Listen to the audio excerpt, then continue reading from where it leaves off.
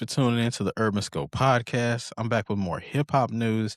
And of course, recently over the past week, Jim Jones kind of called out Kid Cudi by saying that he made his career or he helped his career in a major way, which I'll get into here in just a little bit because Jim Jones talked about his feature on the remix of Day and Night, which I've never heard this version before and never knew it existed. As most people I saw in comments when people posted videos about these reaction videos, I never heard it and until today. I never heard it either.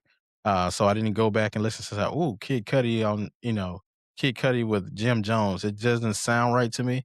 I know Jim Jones was on fire at that time because he had balling around that time and he was going on his solo career after the Dipset thing. But for the most part, I don't think I've never heard this phrase that Jim Jones made somebody. It's no disrespect to Jim Jones, but I think he's just trying to create headlines because Kid Cudi s can stand on his own and did stand on his own, especially being from Cleveland. Of course, Jim Jones is a New York guy, but I strongly disagree about Jim Jones's influence on Kid Cudi. I would say Kanye had more of an influence on Kid Cudi for that for this discussion because the Kanye co-sign back then was major. He had Kanye West beats and production on that first album, which Kid Cudi doesn't get enough credit. And I talk about this all the time on my podcast. He doesn't get enough credit for his contributions to hip hop and the way it is now. Now, when you think about the emo rappers and the rappers that were more into their feelings and had a different sound, that little intergalactic, interstellar sound, that was Kid Cudi.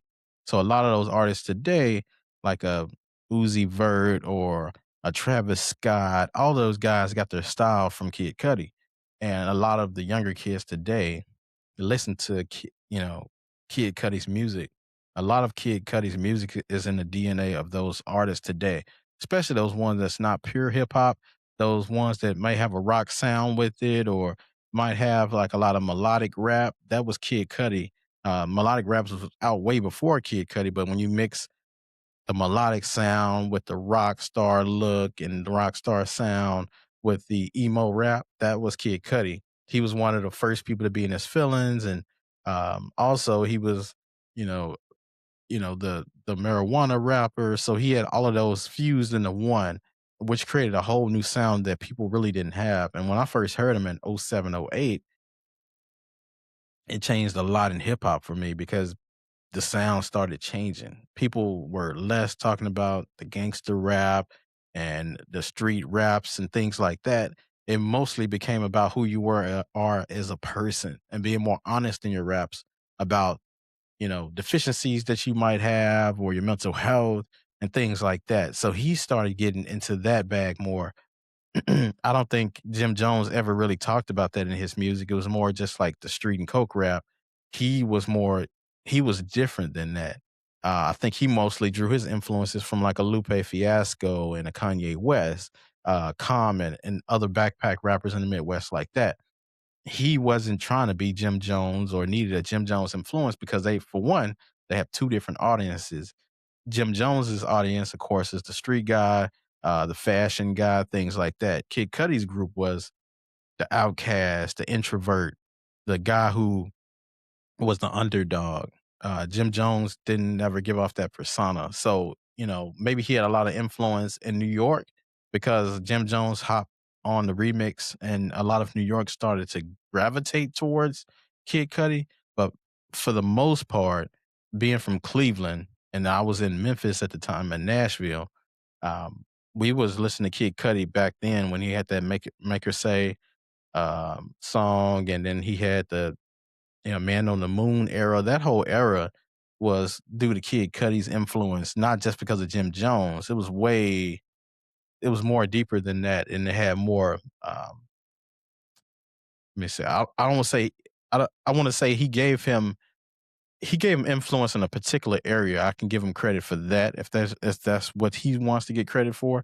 But on a global effect or a national effect, I don't think he did that for Kid Cudi. Kid Cudi's music, like I said, he had a different sound.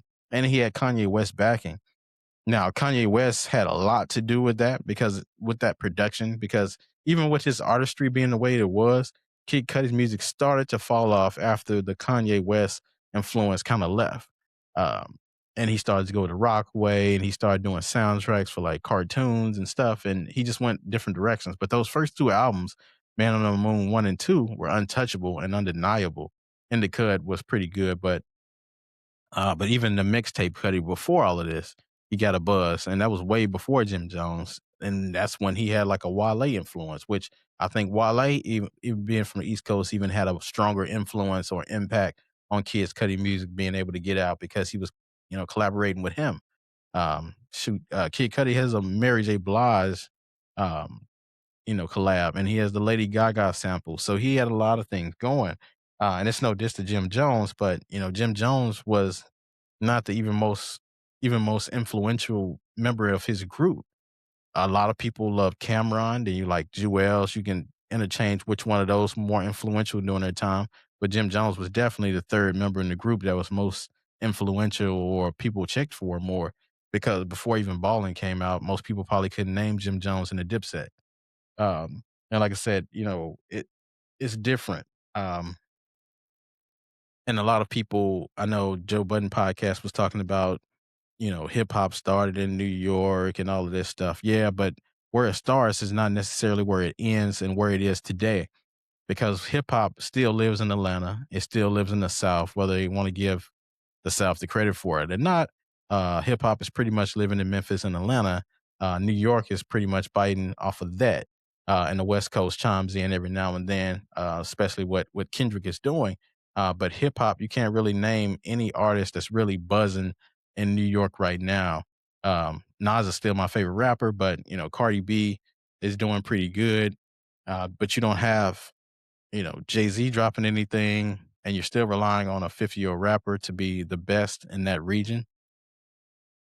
You don't have anybody else really dropping anything, and most of New York is divided as far as rap. So, like I said, basketball started in Springfield, Massachusetts, but where is it now? It's all over the country. It's better.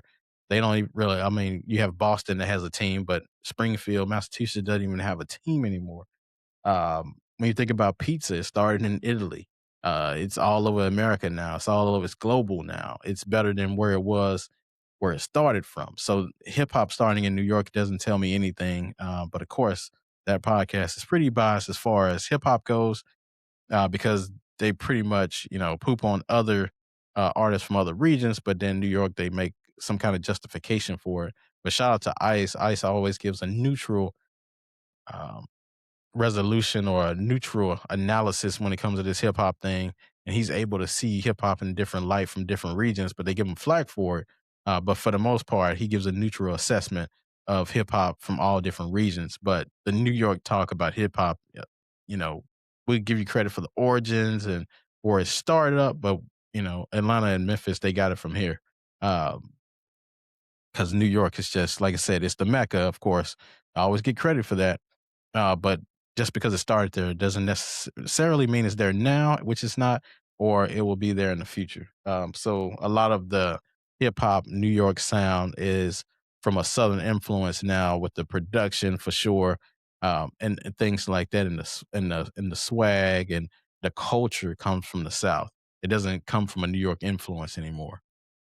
Um, but just to put a cap on this, I think Cuddy's style was made from like a Kanye and a Lupe and a Common, even a Wale, more so than a Jim Jones, because that Day and Night song didn't need Jim Jones on it, and it's not even his type of sound. So, if he wants to get credit for putting more New York people onto it, of course, because your region, um, you're going to be more favorited in your region. So, of course, you're going to get more eyes on it when you got more fans out there. But did Kid Cudi need the Jim Jones influence on the remix or him on the remix? No, not at all. That song was going to be a chart topping song regardless because of Kanye's production, Kid Cudi's sound, and Kid Cudi's style and his uniqueness. So, I don't think Jim Jones had any influence on that Day and Night song. But tell me what your thoughts on this, and until next time, I'll see you next time.